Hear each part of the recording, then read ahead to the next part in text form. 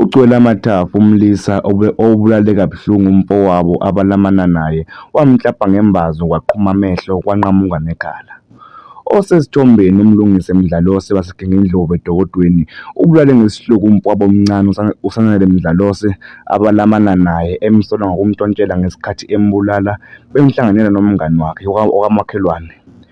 Kubikwa ukuthi umklabhe ngembazo umzimba wonke nasekhanda kwaze kwaqhuma amehlo kwanqamuka nekhala.